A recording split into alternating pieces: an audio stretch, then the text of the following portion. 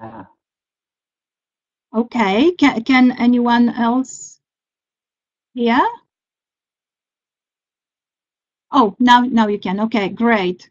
can you hear me Yeah. also? Can I just check that? Can you hear me speaking? Can you hear Dr. Eccles? Yeah. Okay. Yes, excellent, wonderful. Great. Thank you very much. And now I see the recording also started, so all's well. Excellent. um, so thank you very much for great, Caroline. Thank you, and Natalia. I will try to reply to comments and save your questions as they come in, and we'll present them to our speaker after the webinar, after his presentation. Dr. Nyjon Eccles does not really need much introduction as he is very well known as the natural doctor.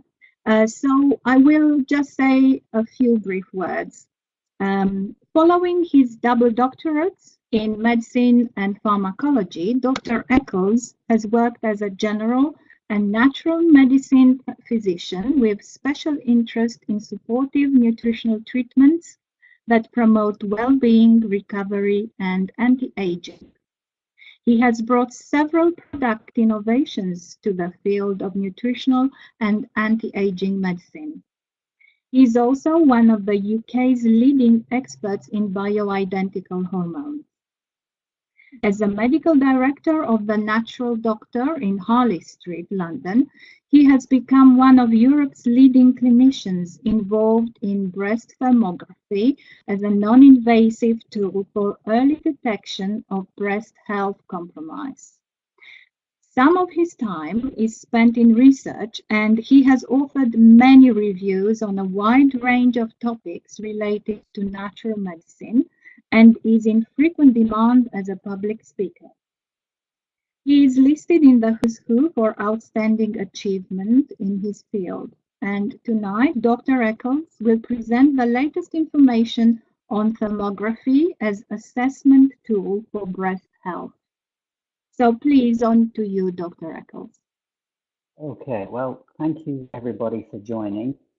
It's always a pleasure and a privilege for me to present this topic. It's one of my not just passions, but as you'll gather as we go on, it's very important as one of my missions to spread the word about this and to empower women as to how they can prevent breast cancer. I happen to think that there are ways of doing that, and that's been the subject of much of my interest in research over the last 15 years, really. So I believe this is a very exciting topic. I believe what I'm about to tell you and share with you has the ability to change the game, as I like to refer to it, in breast cancer risk. So with that introduction, I'd like to proceed with the talk for this evening.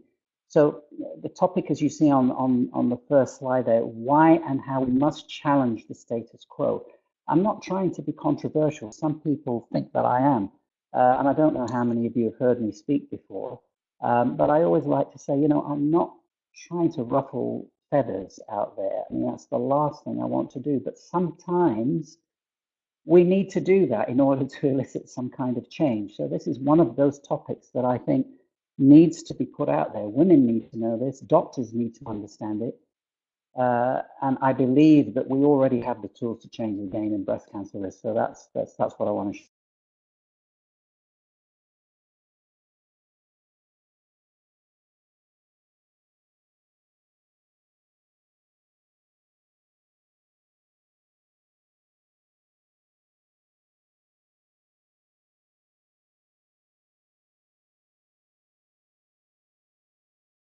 In the US. There are about 11,500 deaths, and this is 2016 stats, but it's not so different from this. That means 32 women every day in the UK alone die from breast cancer. Just think about that for a minute. Every day, 32 women died from breast cancer. I don't think that's acceptable. It's the commonest cancer in UK in women. And if you compare incidence across the globe, there are obvious differences in incidence. So, for example, it's 8 times more common in women in the US than it is in women in China. And there are obvious reasons for that, some of which we'll touch on. And the other thing is that if we detect early, and this makes common sense, if we detect it early when it's localized, we have a much better chance of treating that person, that woman, than if we pick it up when it's already spread and metastatic. So that's just obvious. And the other salient point is that 30%, so almost a third of breast cancers, are now detected in women under 50 years old. Now, you know that in the UK, we call women for mammograms at the age of 50. So for a third of women, that's too late. So these are just some background facts to set the scene. Now, here you see a table showing both the incidence and mortality across the globe. And this is just to show you the variance that exists. You'll see that the incidence rates are high in the US. If you look across Europe, it's more or less the same in terms of incidence, and mortality is the sort of dark pink. But if you look down at the bottom, Brazil, Japan, India, Zimbabwe, China particularly, you see that both the incidence and mortality is much lower. So the take-home point from that is that the incidence varies globally. This is the challenge. So this schematic, and there's an error on this, which I'll point out in a minute. This schematic shows us where we're kind of at now. So if you look at mammography, ultrasound, MRI, really a tumor has to be about 1 centimeter in size to be reliably detected by these modalities. But if you look to the left of this dotted line, you know, this cancer is already forming well before that. But we only detect it when it gets to about 1 centimeter in size.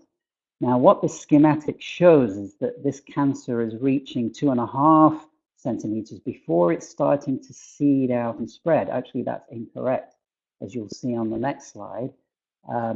Let's go to that, because we know from wide excision surgery, that is where you take out what we thought was a single tumor on a mammogram, you take the surrounding 4 centimeters of tissue, and what we find is that 2/3 of those cancers that we thought was a single mass is actually spreading into the surrounding tissue in 2/3 of cases.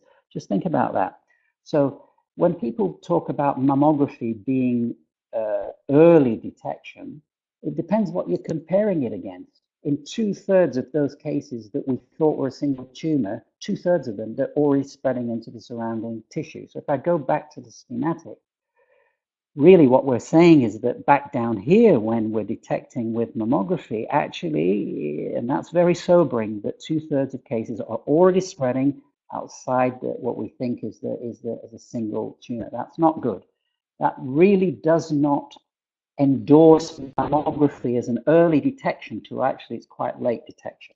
So that's one of the things why I believe it needs to change. It's one of the arguments why we need to think differently about this. So let's talk a little bit more about mammography. Here are some more facts. A third of mammograms give false positive readings, and a third give false negative readings. It has low sensitivity in dense breast tissue, and it's worth noting that almost 50% of women have dense breasts. 75% of biopsies are negative. So what that means is that if a tumor goes to biopsy, and that's when it's uncertain, if on an ultrasound, the doctor, the surgeon is not sure whether this is something benign or not, he'll biopsy, or she will biopsy it. 75% of them turn out to be negative, i.e. benign. Each mammogram increases a premenopausal woman's risk of breast cancer by 1%. Why? Because it's ionizing radiation exposure, and younger breasts, premenopausal breasts, are more sensitive to that radiation. There's reduced sensitivity of mammography in women who are on HRT or have a family history of breast cancer. Now, there are two groups of women who have increased risk, and yet mammography has reduced sensitivity in those two groups. There are published concerns over compression of existing cancers at the time of screening. Now, those of you who have had a mammogram, I don't know if you have, who are listening, you know that the way it's done is you you push the breast between two plates in order to flatten the tissue, and then you expose it to radiation in order to see more of the tissue. That's how it works. Now, there are concerns because it only takes 22 pounds of pressure to rupture the capsule of the breast.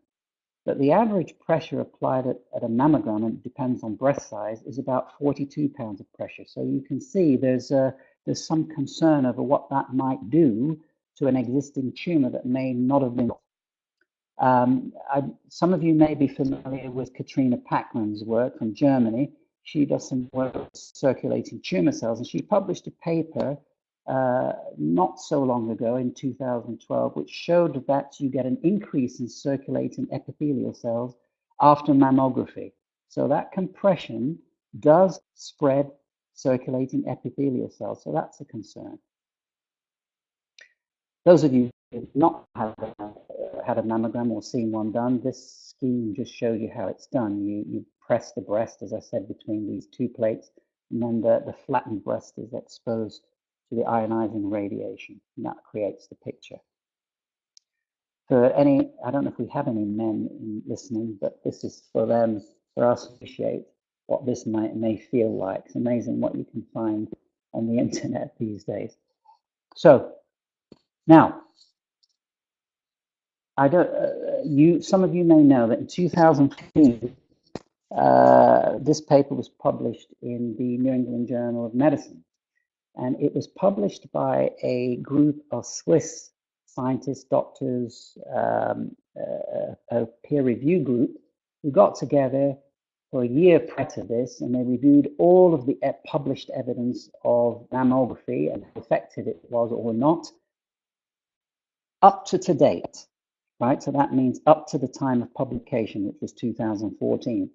On the basis of this, they decided to phase out screening mammography in Switzerland. So Switzerland was the first country to actually not screen with mammography based on the evidence. Now, why did they do that? I want to just highlight some of their findings. First of all, they, as I say, reviewed all the evidence up to date, and they found, basically based on all the evidence, that mammography doesn't reduce mortality.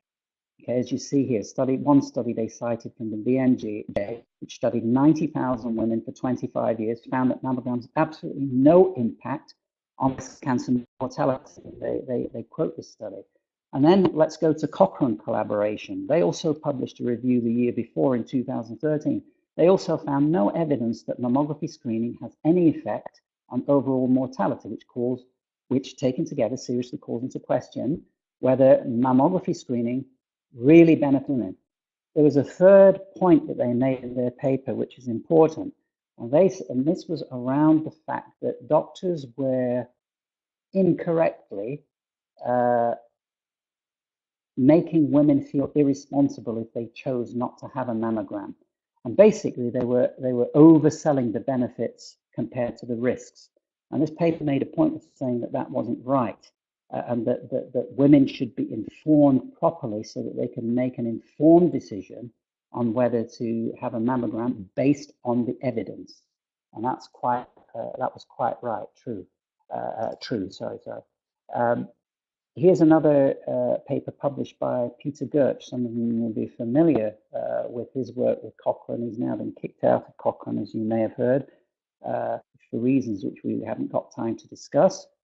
But he's the sort of doctor and scientist who's not afraid to speak his mind. He likes to talk the truth about science. Now, he said, this is a summary statement from a paper that he wrote in 2011. He said, if screening had been a drug, meaning mammographic screening, and he's written a book on this, by the way, he said it would have been withdrawn from the market. Plus, which country will be the first to stop mammographic screening? Well, he published this in 2011, and as I've already shown you, in 2014, Switzerland became the first country to phase out screening. My question is, who will be the next country to follow suit after the Swiss? Now, here's a summary of what we know about the effect of mammography. This is very important to note. We know this, we've known this for quite some time. For every 2,000 women screened with mammography over a 10-year period, one life would be saved.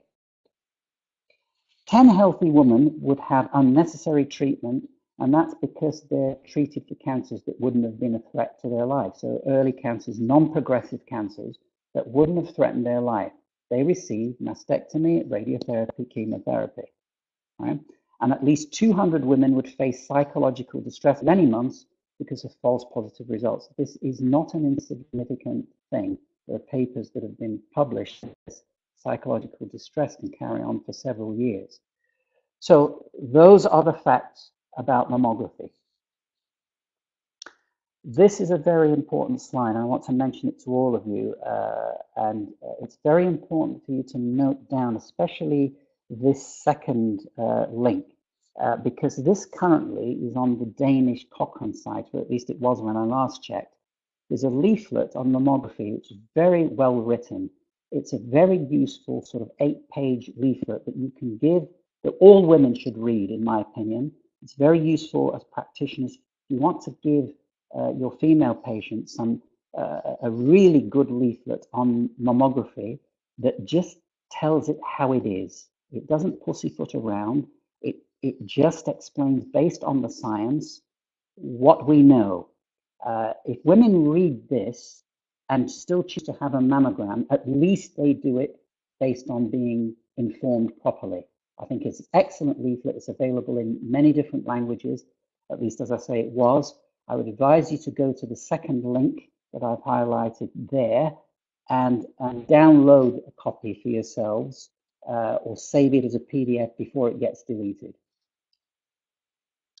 Now, let's talk then about thermography and why I think this needs to be seriously considered. First of all, this picture shows one being done. Now, what you will notice, this is an ordinary room. It's actually a cooled room, which you can't see. But look at the size of the digital camera. They're tiny, these things, but they're sensitive to 0.05 degrees centigrade. There's no compression. It's like having a woman having her picture taken, except it's a thermal picture and not, and there's no radiation involved. Very easy to do, and the equipment is infinitely cheaper than mammographic equipment. Now, we have to go back to Hippocrates. He was the first really to describe a form of thermography, because he said that when he put wet mud on his patients, the first area that dried represented an area of pathology.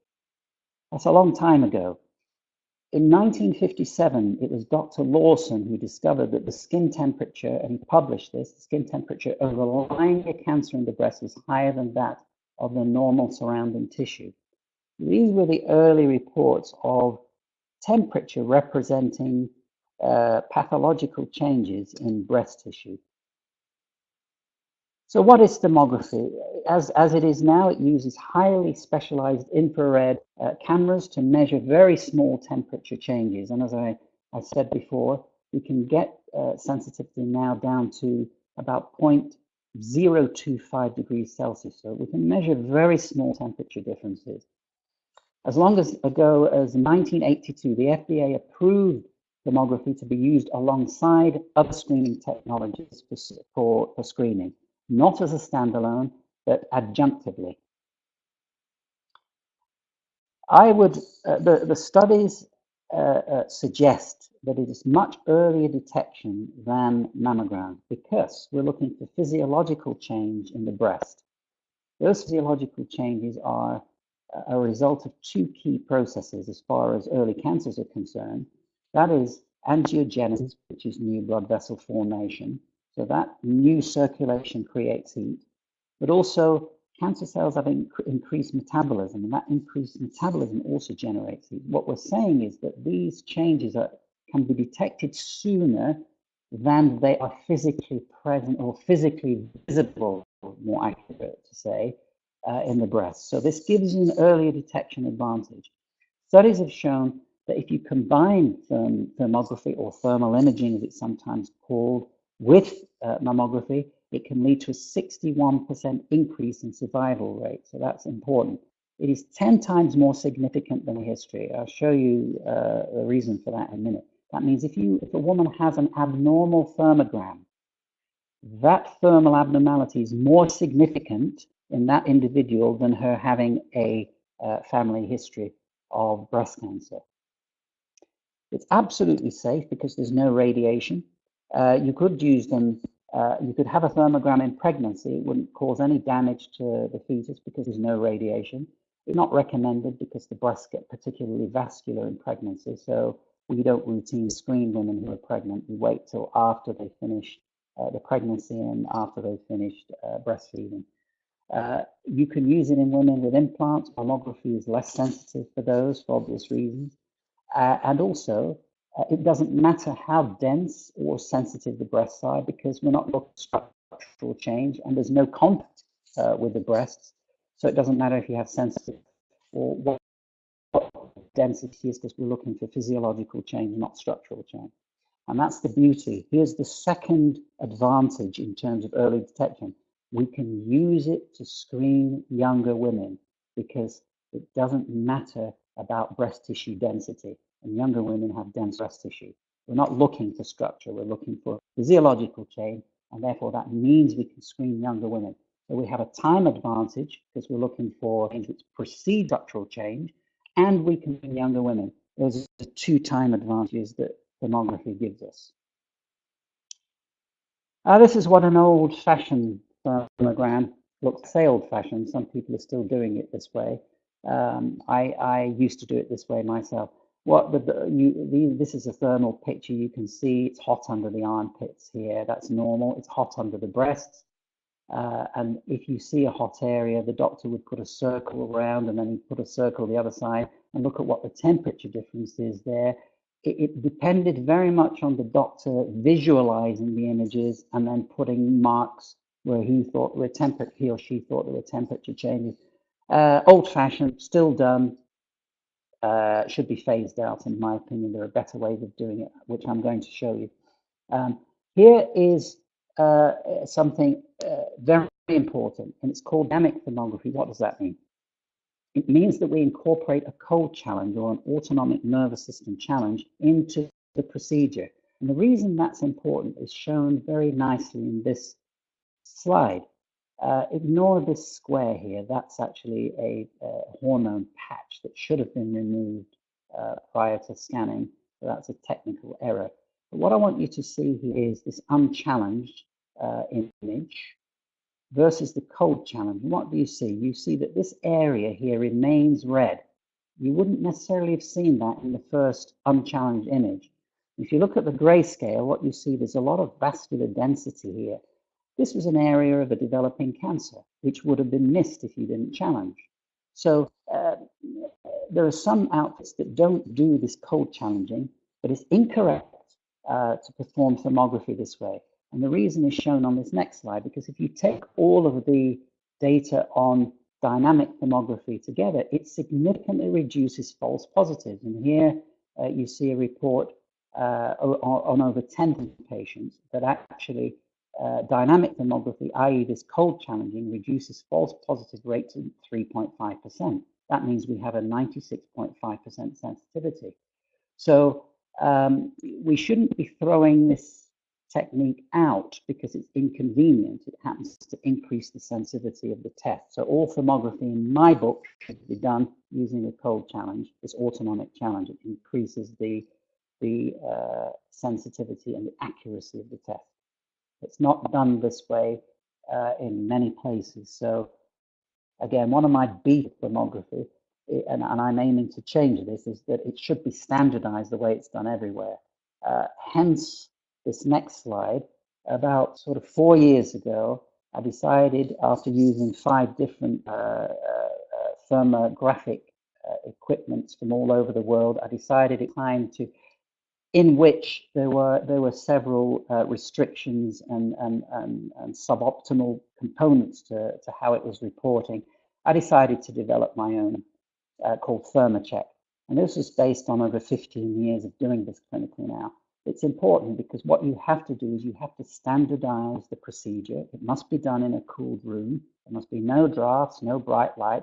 So the procedure must be standardized. That's very important. It's not always, and it should be. There should be standardized patient preparation. That means someone shouldn't have been for a 3-mile run wearing a bra before she comes for a thermogram. There are protocols that we send out to women before they come for a scan saying you shouldn't do this, you shouldn't do this, you shouldn't do this before you come for a scan. So that every time they come for a scan, that prep is standardized. It's important to do that. Camera technology has advanced significantly. We now have digital infrared. We used to use nitrogen-cooled cameras, which were now should be just in museums. We have sensitive digital infrared cameras. So the camera technology has advanced significantly in the last 10 years. And here's the other thing. We now don't need to be eyeballing scans. You can let a computer do pixel by pixel temperature and analysis of the breast. Much more accurate, removes the third-party error of a pair of human eyes looking at thermograms. So good thermography should really be looking at 3 different things.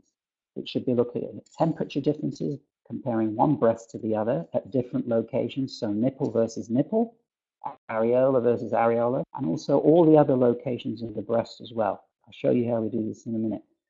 It should be looking for cooling abnormality based on cooling the breasts, and we do this by just exposing the woman to cooled 18 to 20 degrees ambient temperature for 10 minutes.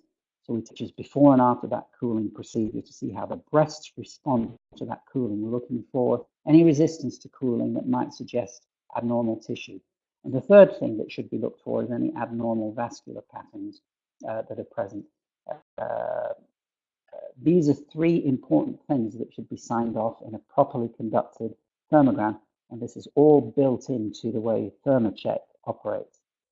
So, very important question, is it scientifically validated? Well, there are well over 1,000 peer-reviewed studies on breast thermography in the medical literature. Some of these have followed patients for up to 12 years. I want to just mention 2 in particular, which actually were published in the 1980s, which is even more remarkable because the sensitivity of the cameras that they were using back then is just not as good as we have now. So one group, Spitalia and his associates, in 1982, they screened 61,000 women using thermography over a 10-year period. These are big studies, and they detected 91% of non-palpable cancers with thermography. They also, in the same paper, said that a persistently abnormal breast thermogram represents the highest known risk to development of breast cancer. Now, this next study also you'll see published in 1980.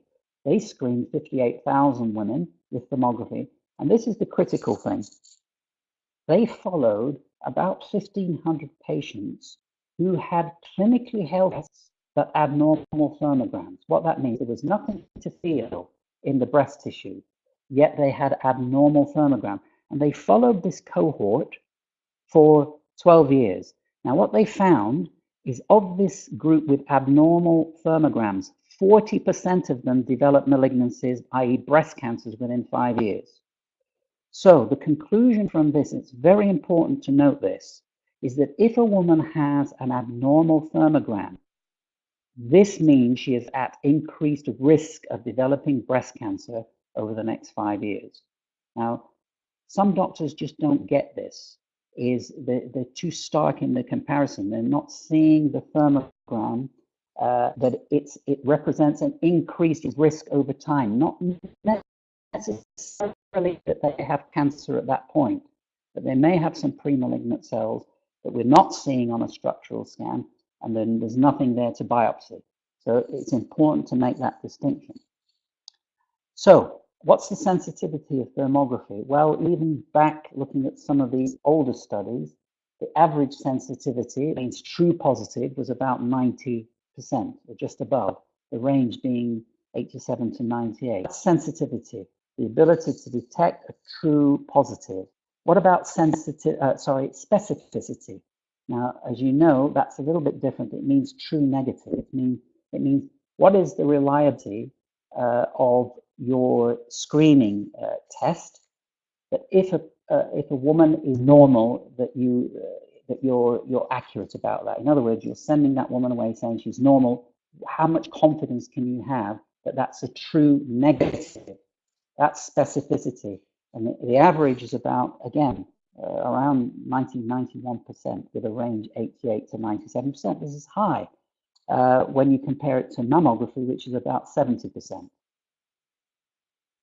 Now, in more recent years, there was a study published actually from India in 2015. And the reason I put this up is because if you get a computer to look at the thermographic information, and that's what these scientists and doctors did, they were achieving accuracy of 95%, sensitivity of 100%, which is ridiculous.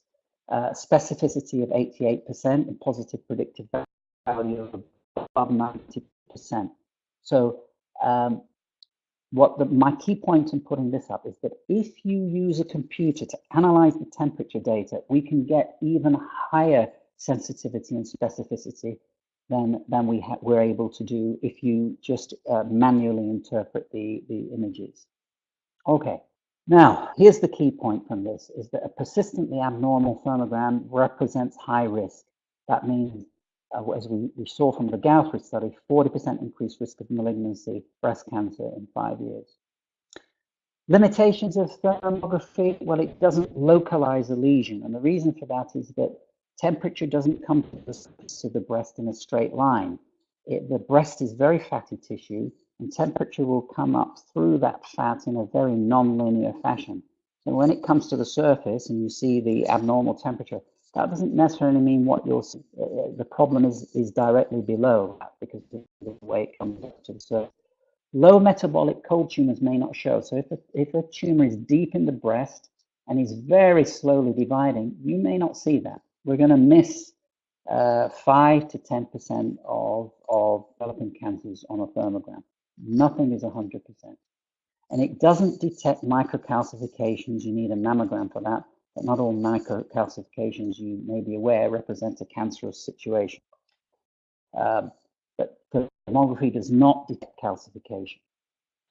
Now, I want to show you some examples of thermograms. Here are 2 normal ones to begin with. And what you see is the breast symmetrically cool. It's normal to have heat under the breast, and normal to have temperature around the neck. And here's the grayscale, which we're looking for abnormal antennae. This is a normal thermogram. Here's another normal one, and you can see again symmetrical temperature changes in the breast. Again, a lot of heat around the neck here. It's not quite normal. I can't remember this patient, to be honest with you, the exact detail. But again, normal vascular patterning in the breast tissue. So this is a normal thermogram. Now, I'm going to show you 3 thermograms of women with breast cancer, so that you can see what a woman with breast cancer looks like when she has a thermogram. And this is pretty typical. I'll show you, before I finish, you'll have seen 4 or 5 examples of this. Now, here's the first lady. Now, you can see straight away, this is her left breast, because you're looking at it like a mirror image. Here's her normal looking breast. Look at the side where she has a cancer. Look at the dense vascular patterning supplying that tumor. It's obviously abnormal, okay? This is late in the day, of course. We're arguing we want to detect sooner than this, but I'm showing you what a breast cancer looks like. Now, here's a second example of a woman with breast cancer. Again, on the same side, you can see there's even structural change here because the nipple is being retracted. You see how much higher it is here. You see how dense the vascular patterning is. But look at the temperature that's being generated over in the cancerous breast compared to the normal side. I want to show you one more at this point. That's quite dramatic, isn't it? Even more dramatic than the previous 2. So here you see this heat being generated by that tumor, but look at the organized blood vessels that are supplying that tumor, that you don't see the other side. So 3 examples of women with breast cancer that showing you that cancers generate heat.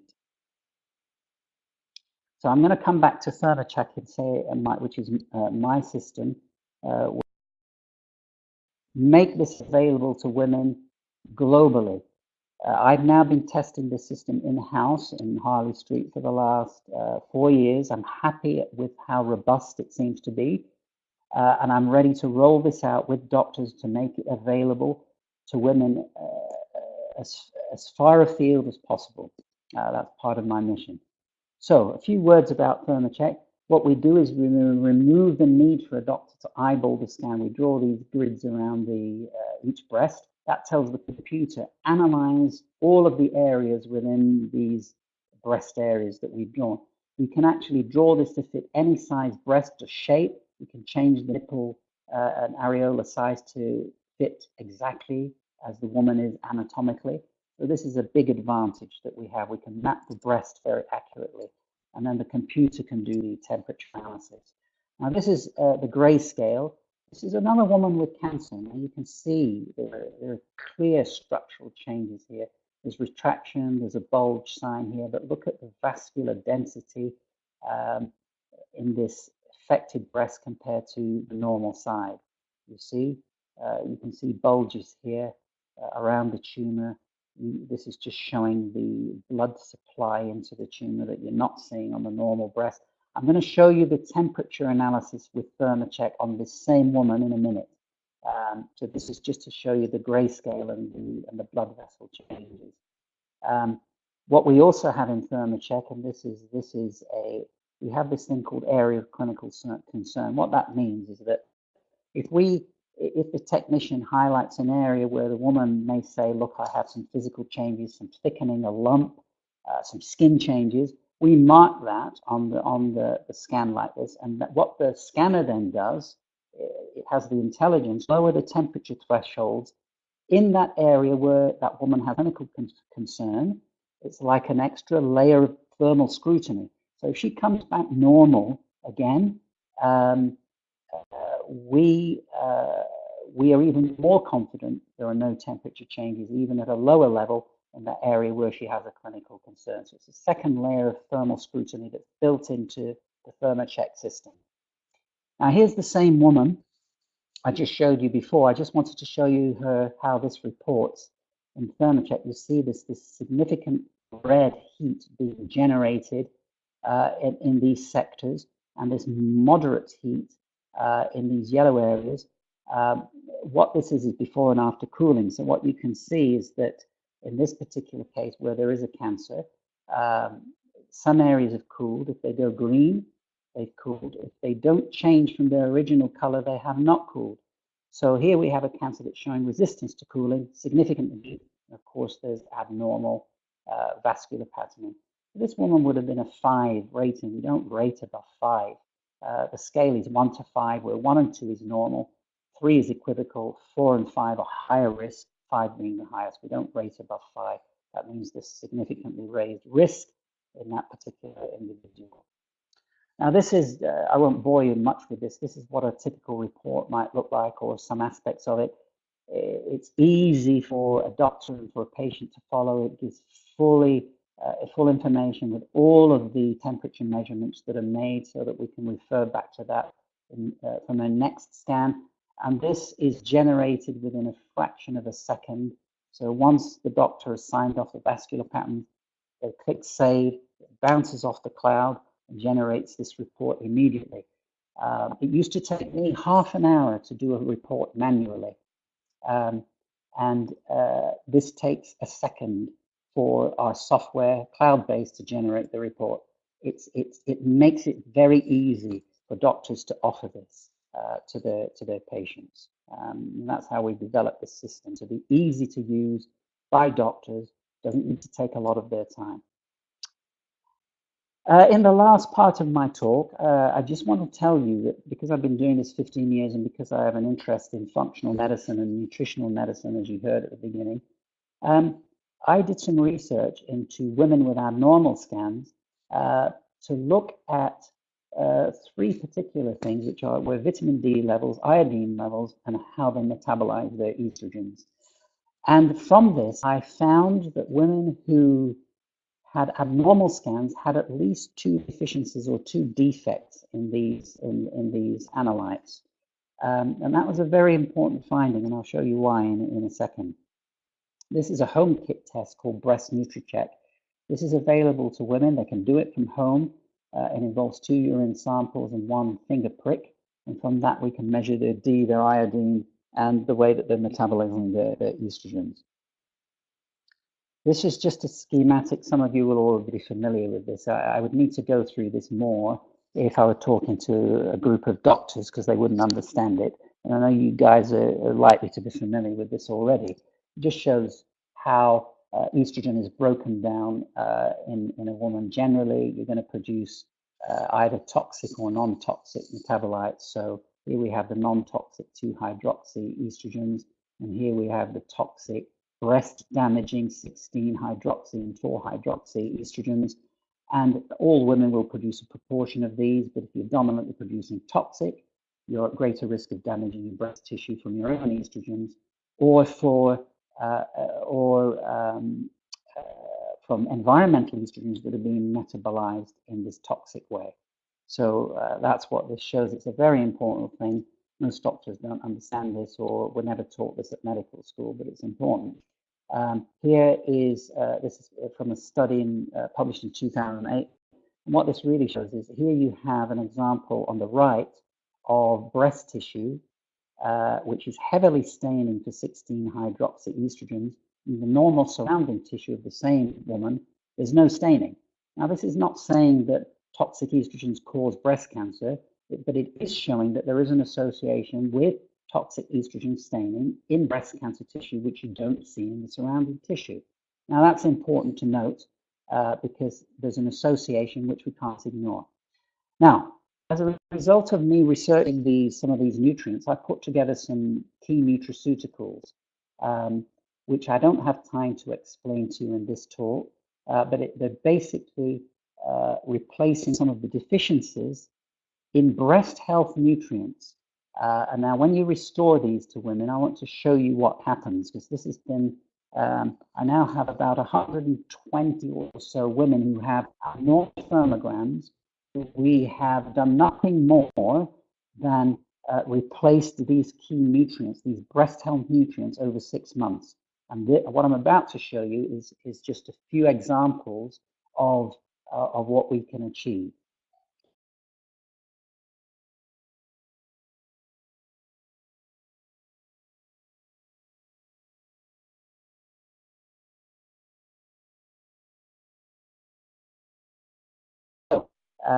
In her right breast. In her left, it's a 2. I'm not showing you her normal breast, just the abnormal one. What this shows is that she's got some significant temperature changes at the nipple and here, which is red, and some moderate changes. Everything cools. Everything goes green. So here she is 6 months later, having, and you see she's gone from a TH4 to a normal TH2. So we've changed the physiology of this woman's breast tissue. Here's another example, 53-year-old woman. She's a 5 rating on her right breast. Everything cools again. But here she is, 6 months later, between April and October. She's gone to a 2 and a 2. So we've taken this woman again from a high risk to a normal breast scan, thermogram, in the space of 6 months. I'll show you one more. This is a woman with a TH4 in her left breast this time. Now, she does have a positive family history of breast cancer, but here she is again, 6 months later, normalized scan. High risk going to low risk in 6 months just by using non-invasive nutraceutical intervention. This, I believe, is changing the game. Because not only do we have a tool for measuring abnormalities sooner than you see them structurally, but we also can intervene non-invasively and correct the physiology, any abnormal physiology in the breast, in the majority of cases. Now, what this slide shows, and I'm coming to the end of my talk, is that in this case study series of about 120 thus far,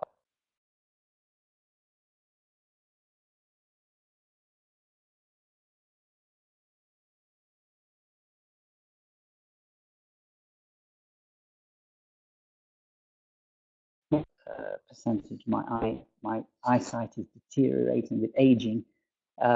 So together, normal or normalizing scans, it represents almost 90%. Between 80 and 90% of scans are going back to normal or normalizing within 6 months of intervening with this with these nutraceuticals. So this is, I believe, a way to change the game. Detect early and do something non-invasively. So in summary, and these are my last 2-3 slides, look, there's no perfect screening tool. Mammography, there's evidence that it has no merit in screening and may lead to overtreatment. Those are the scientific facts.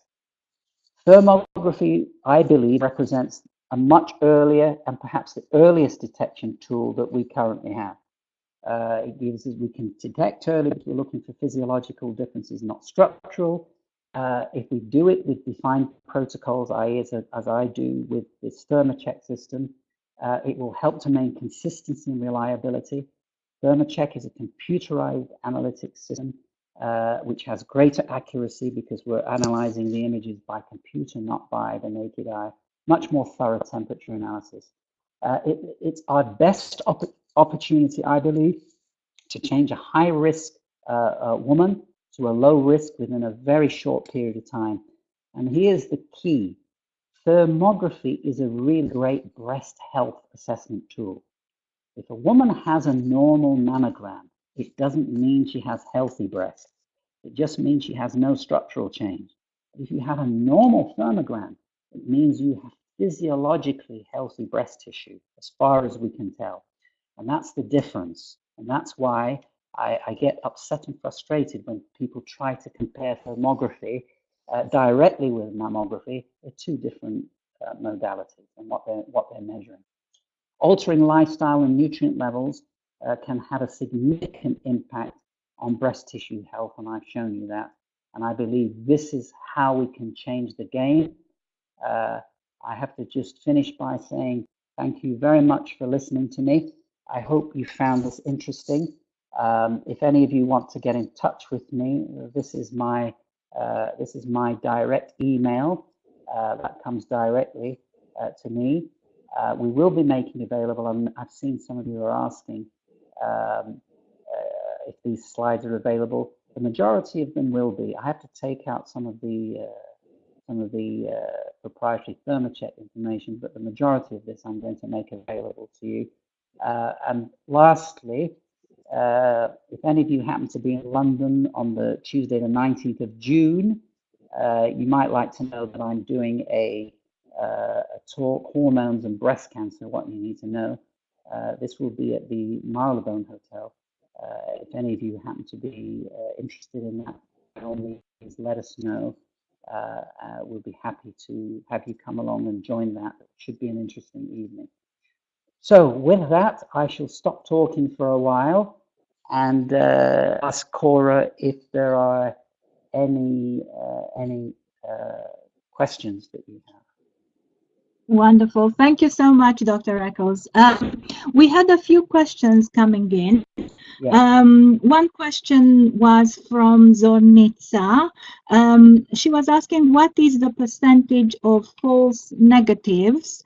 And I think Caroline is asking a similar line of thinking. She's asking, based on thermography alone, no mammography, what is the percentage chance of missing cancer? So I think I've collated these two questions together because I think that's so it's a very important question. So the answer is somewhere between 5 and 10%, which means that you will miss 5 to 10% of cancers with thermography.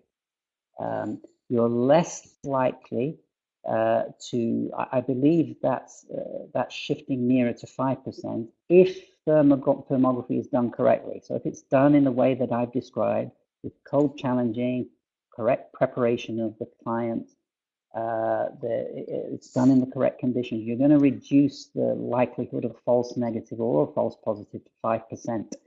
So that's why I believe it's important to do it correctly. Thank you. We had a comment from Anucha. She said, I'm 52 years old and I decided not to have a routine mammogram. So glad. Your presentation just confirmed that I made the right decision. Yeah, well, I'm pleased about that, Anuja. I have a lot of women telling me exactly the same thing. Most women who come to the clinics and have thermograms are very well researched on mammography. They decided they don't want one, or they've had one before and they don't want another one. But like you, they've been called and they've researched and found thermography. But you know what? This raises an important point, and that is that I think all women should know about thermograms. They should know that it is available, and more than that, it should be more available than it is. And that's, as I say, part of the mission to make that happen. Great, thank you. We've got another question from Sandra. She's saying, also, apart from nutraceuticals, just wondering, one second, I lost it. If you suggest any particular diet, such as low in dairy due to IGF-1, low insulin, etc., what do you focus on, both for treatment and prevention? Yeah. So the good question. Yes is the answer. I do advise on dietary. The results that I showed you, though, with the normalizing of scans and the case study series of 120, that was based on just intervening with nutraceuticals. So we know we can change things significantly by just doing that. However, having said that, I do give women who come for a scan a sort of 7-page PDF, which goes through all the lifestyle changes that I advocate. And I do say that, or suggest, or recommend, I should say, in that they go to a more plant-based diet, that they reduce animal foods, that they reduce dairy, because we know from published data that those things increase risk. I don't have time to go through that in a consultation, but they get this PDF, which I strongly advise that they read for themselves and at their leisure, so they can always refer back to it. So yes, that you're raising an important point. There are obviously lifestyle things that you can do, but it's important to get the key breast health nutrients right. If you do that, my observation is that you can make big changes within the space of 6 months. Great, thank you. And Zornitsa asks if you know someone who does the therm check in Switzerland. Not yet, but if you know a doctor who wants to have one, you let me know, because I'm where we're at now is I've just started teaching this system to doctors. We have a doctor in Paris who's taking one. We have a doctor in Manchester who's taking one. And over the next year, I'll be doing more training for doctors. So we're trying to find interested doctors from, particularly in UK and Europe to begin with, before we step over into the US. We're trying to find doctors who may be interested and coming for training in this, so that they can offer this in their own clinic. At this point, I don't know anyone in Switzerland who does this. Oh, Zornitsa might have one Bulgarian. I've just seen that. Well, Zornitsa, if you can connect them with us, or you contact me and you be the go-between, happy to talk to them if they're interested. Wonderful. Yes, I also hope that this system will spread out and take over the old type mammograms. It needs to be, at least there needs to be the option. You know, I don't think we'll get rid of mammography. Mammography has a place as an investigative tool, not as a screening tool. None of the data supports it. But if a woman has a lump in the breast or some physical changes, mammography as an investigative tool is useful. But it's not proven itself as an effective screening tool, and that's the difference. So we're not going to get rid of mammography completely. It has its uses, but I would argue we should be screening with thermography, use the least invasive screening procedure, and then use the more invasive ones as is needed, would be a much more logical and sensible thing to do.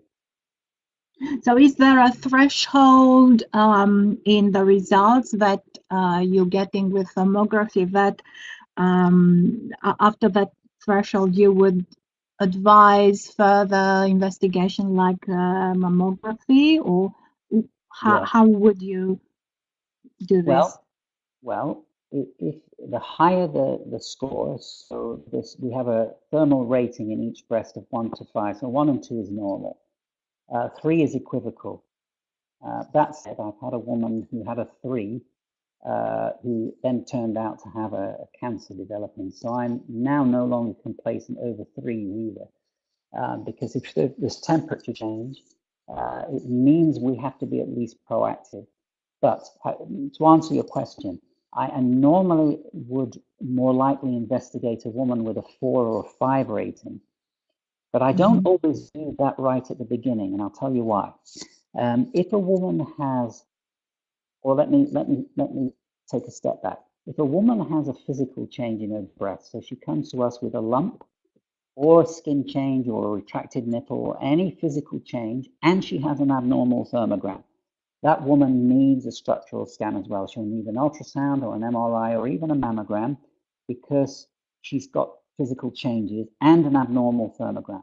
Okay, so she needs a structural scan as well. If, on the other hand, she has an abnormal thermogram, but no physical change in the breast, I will often wait 6 months, because if we then be proactive and normalize that woman's scan in 6 months, she then really doesn't need any further investigation, in my book. We've normalized her breast physiology. So that's the way I would normally deal with those scenarios. Right. So avoid any invasive procedures as much as possible. Yeah, but be invasive if you need to be, you know, and sometimes it's good that you start with an ultrasound or an MRI, depends on the age of the woman, and then leave mammography at the back of the list, but do it if we need to do it, if we need to be certain. Right. Thank you very much. I don't see any other questions. So I think we can end our webinar now. Okay. So thank you very, very much for the, Caroline. Caroline Payton says she has to go now. However, I'd like to say I had visited Dr. Eccles for 2 thermography scans and can highly recommend it. Caroline is the chair of the NNA, so is our chair, and he would love to see a closer involvement with practitioners. Well, absolutely. Listen, I need a force of enlightened women to be going out there and helping me spread the word, really. I'm really depending on some of you guys really to help me spread the word. I can do so much, but you know, you guys are out there in the field as well, and I'm happy to work more closely with you guys. We'll discuss that, how we can do that. I'm very open to having more conversations about how we might do that. Great, that would be wonderful. Thank you very much. Yeah, maybe we could have you as a speaker to maybe our conferences, or maybe we can cooperate with some of your test kits. That would be something very interesting. The ones that you just mentioned. Yeah, sure. We need that. We'll certainly have further conversations and discussions over that problem. Wonderful. Thank you very much. As usual, we're going to send the link to the recording within about a week, and we'll also send the slides, as Dr. Eccles kindly agreed to do. So we'll say good evening for now, and hope to see you again soon. All the best, everybody. Take care. Thank you. Good night. Good night.